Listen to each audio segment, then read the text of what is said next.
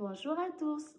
Je réponds au nom de Luzolo Dianzala Bénédicte, étudiante à l'Université protestante au Congo. Je viens présenter un travail de groupe fait par les étudiantes ci-dessous. Luzolo Dianzala Bénédicte, Lusansu Asumbubi Ebenezer, ainsi que l'étudiante Kokumbo Nzapayembi Bénédicte.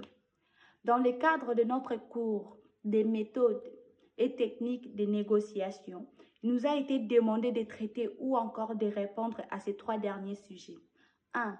Résoudre les conflits entre la RDC et le Rwanda en identifiant les préalables pour trouver un accord à ces conflits. A. Avant la négociation. B. Pendant la négociation. Notre deuxième question est de savoir comment trouver un accord face à ces problèmes. Deux personnes sont dans une bibliothèque. L'un veut ouvrir la fenêtre et l'autre ne veut pas par peur que ses papiers s'envolent.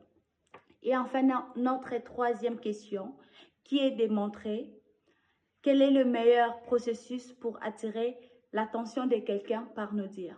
Voici les trois questions auxquelles nous allons essayer de répondre. Partons de notre première question, qui est de trouver un accord à ces conflits qui existent entre la RDC et le Rwanda. Nous avons d'abord opté de déterminer ce qui est à l'origine du conflit entre ces deux pays. En effet, l'origine du conflit entre la RDC et le Rwanda est liée à l'offensive des membres du mouvement du 23 mars, autrement appelé les M23, que les deux pays s'accusent mutuellement de soutenir le groupe paramilitaire FDLR.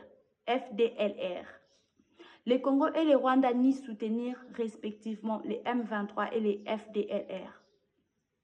Alors, avant la négociation, à long terme, le gouvernement de la RDC devra entreprendre une série de réformes pour mettre fin à ces cycles de conflits. Celles-ci comprennent la réforme de l'armée, un programme de développement économique qui permettrait aux Congolais de bénéficier de leurs ressources, un plan de réconciliation communale et la fin de la discrimination en l'encontre des locuteurs du Kenya-Rwanda.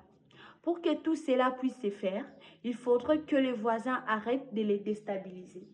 Alors, avant la négociation, nous avons opté qu'il faudrait envisager une discussion entre les deux parties. Cette discussion ne doit pas porter sous le prisme du gagnant-perdant. B. Pendant la négociation. Pour résoudre les conflits entre le Rwanda et la RDC, il faudrait moins d'hypocrisie de la part des donateurs étrangers. La fin de l'agression rwandaise et un gouvernement congolais plus responsable. Pendant la négociation, l'intervention d'un tiers intermédiaire permet de dénouer une négociation bloquée, de surmonter l'incapacité des parties à s'entendre d'elles-mêmes. Pour mettre les choses au clair, nous devons dissocier la personne de l'enjeu, concentrer la négociation sur les intérêts en jeu et non sur les positions de l'autre. Partons de notre deuxième question.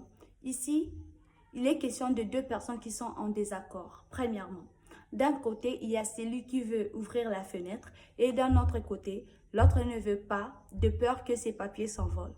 La solution pour trouver un accord face à ces problèmes est que les deux personnes puissent négocier et pour une bonne négociation, chacun d'eux doit être à l'écoute et se soumettre à la volonté de celui qui aura les arguments les plus solides ou la raison la plus valable. Voilà, simplement. Et pour enchaîner à la troisième question, pour attirer l'attention de quelqu'un sur nos désirs, il faudrait nécessairement se baser sur ces différentes choses. Premièrement, les gestes. Pourquoi les gestes? J'explique. Ça peut paraître superflu, mais ils ne le sont pas. Les gestes nous aident à mieux nous faire comprendre par les autres. Ils véhiculent des informations difficiles à transmettre via la parole et ils enrichissent notre message. Voilà pourquoi le geste est très nécessaire pour attirer l'attention de quelqu'un. Hormis les gestes, nous pouvons aussi citer la voix. Pourquoi? Car elle nous permet de mettre en valeur son discours. C'est par la voix que l'interlocuteur fait passer sa conviction. Les tons, les timbres, l'amplitude en font partie. Et enfin, hormis les gestes et la voix, nous pouvons aussi rajouter à cela l'écoute active, car elle nous permet d'avoir des conversations plus profondes et authentiques. Elle permet de respecter l'interlocuteur, l'écouter sans le juger. Voici les 3 choses auxquelles vous pouvez pratiquer pour attirer l'attention de quelqu'un par nos dires.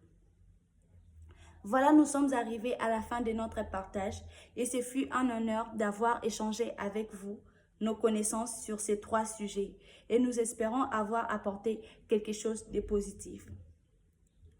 Travail présenté par les étudiantes de l'UPC. Merci de nous avoir suivis et à très bientôt. Bye bye.